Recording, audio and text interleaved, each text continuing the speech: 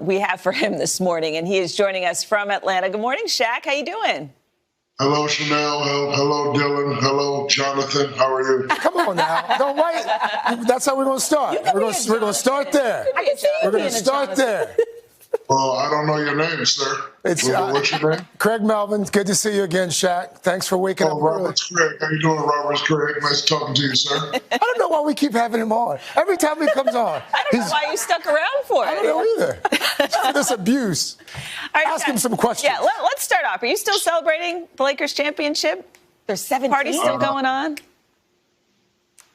Yes and no. I'm happy for the Lakers. I'm happy for any team that wins, but I have a great long tenured history with the Los Angeles Lakers. I was happy for LeBron, happy for AD, happy for Jeannie Buss, especially all the things that went on last year. So to really answer your question, the answer is yes. Last season, that abbreviated season last year, was played in a bubble, and it became, Shaq, as you know, kind of a shining example of how to play professional sports during a pandemic. This season, we're about 4 weeks in already.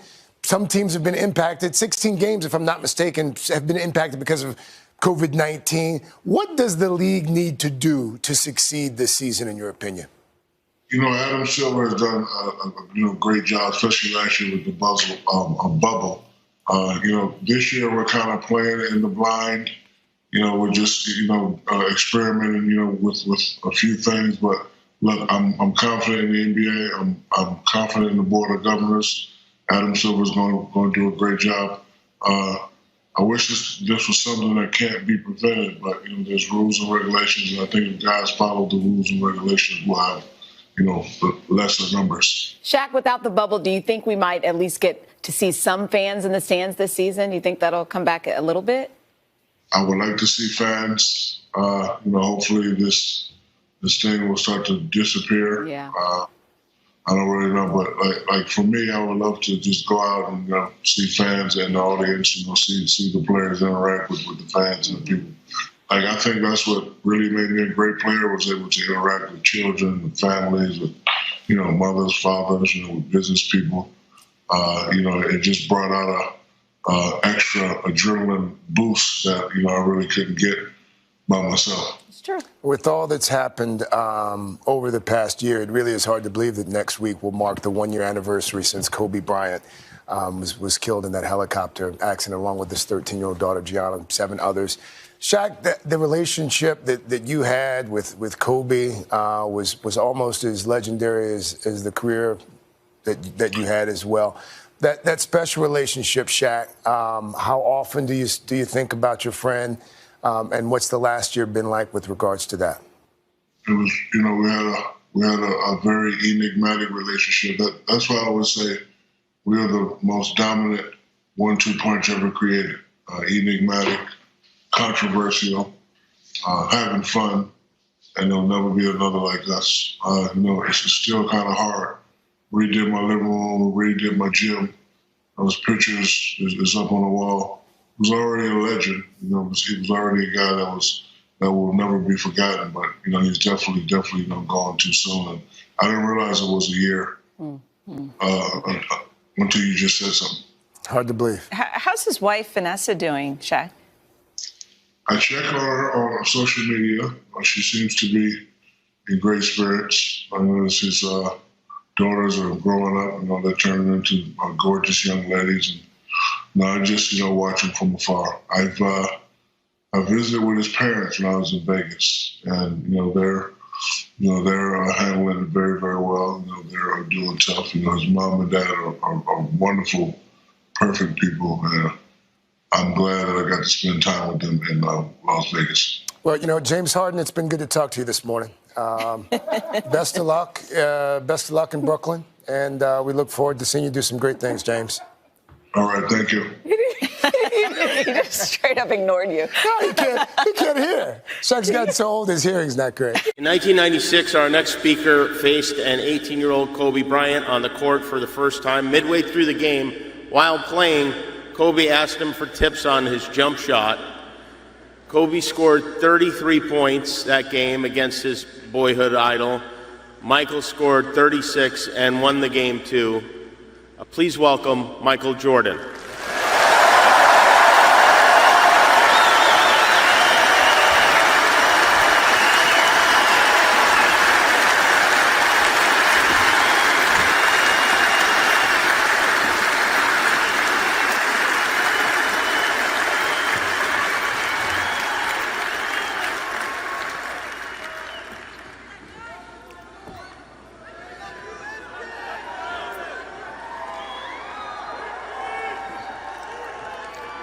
I would say good morning, but it's afternoon. I'm grateful to Vanessa and the Bryant family for the opportunity to speak today. I'm grateful to be here to honor Gigi and celebrate the gift that Kobe gave us all.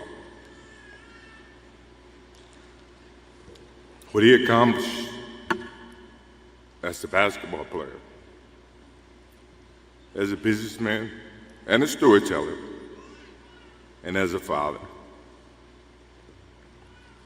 In the game of basketball, in life, as a parent, Kobe left nothing in the tank. He left it all on the floor.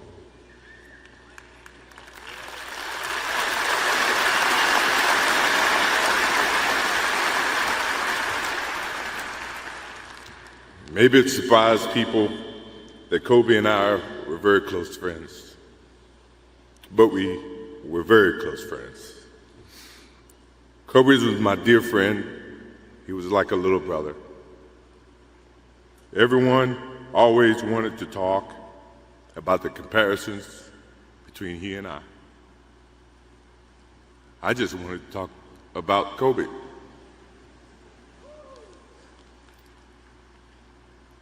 You know, all of us have brothers and sisters, little brothers, little sisters who, for whatever reason, always tend to get in your stuff,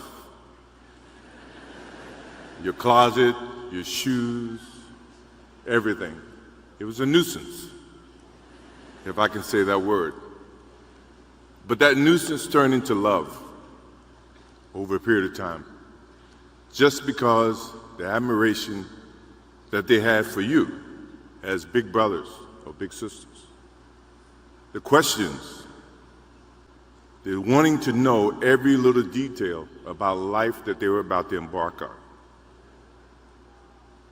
He used to call me, text me, 11:30, 2:30, 3 o'clock in the morning, talking about post-up moves, footwork, and sometimes the triangle. At first, it was an aggravation. But then it turned into a certain passion. This kid had passion like you would never know. And it's an amazing thing about passion. If you love something, if you have a strong passion for something, you would go to the extreme to try to understand or try to get it. Either ice cream, Cokes, hamburgers, whatever you have a love for. If you have to walk, you would go get it. If you have to beg someone, you would go get it. What Kobe Bryant was to me was the inspiration that someone truly cared about the way I played the game or the way that he wanted to play the game.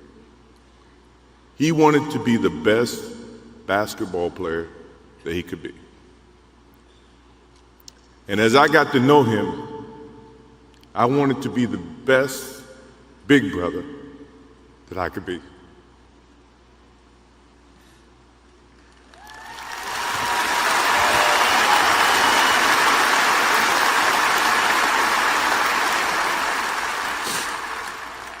To do that, you had to put up with the aggravation, the late night calls, or the dumb questions. I took great pride as I got to know Kobe Bryant that he was just trying to be a better person, a better basketball player, We talked about business. We talked about family. We talked about everything. And he was just trying to be a better person.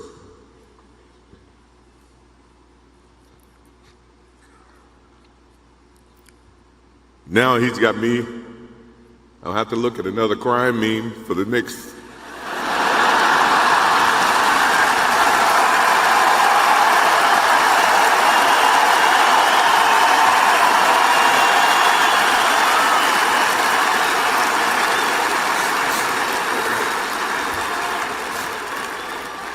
I told my wife I wasn't going to do this because I didn't want to see that for the next 3 or 4 years. That is what Kobe Bryant does to me. I'm pretty sure Vanessa and his friends all can say the same thing. He knows how to get to you in a way that affects you personally, even though if he's being a pain in the ass. But you ever have a sense of love for him in the way that he can bring out the best in you. And he did that for me. I remember maybe a couple of months ago, he sends me a text. And he's saying, I'm trying to teach my daughter some moves. And I don't know what I was thinking or what I was working on. But what were you thinking about when you were as you were growing up, trying to work on your moves? I said, what age? He says, 12. I said, 12, I was trying to play baseball. He sends me a text back saying, laughing my ass off. And this was at 2 o'clock in the morning. But the thing about him was we could talk about anything that related to basketball, but we can talk about anything that related to life. And as we grow up in life, rarely have friends that we can have conversations like that. Well, it's even rare when you can grow up against adversaries and have conversations like that. I went and saw Phil Jackson in 1999 or maybe 2000. I don't know when Phil was here in LA. And I walk in and Kobe's sitting there. And the first thing, I'm in a suit. First thing Kobe said, did you bring your shoes? No, I wasn't thinking about playing.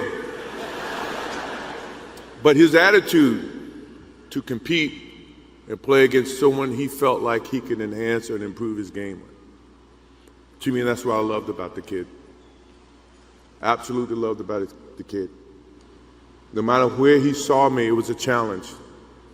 And I admired him because his passion, you rarely see someone who's looking and trying to improve each and every day, not just in sports, but as a parent, as a husband.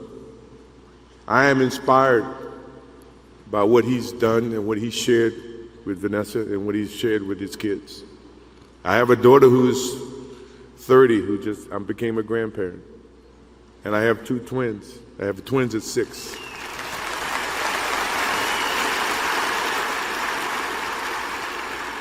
I can't wait to get home to become a girl dad and to hug them and to see the love and the smiles that they bring to us as parents. He taught me that just by looking at this tonight, looking at how he responded and reacted with the people that he actually loved. These are the things that we will continue to learn from Kobe Bryant.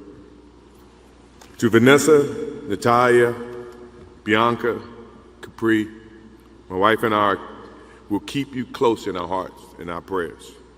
We will always be here for you, always. I also want to offer our condolences and support to all the families affected by this enormous tragedy. Kobe gave every last ounce of himself to whatever he was doing.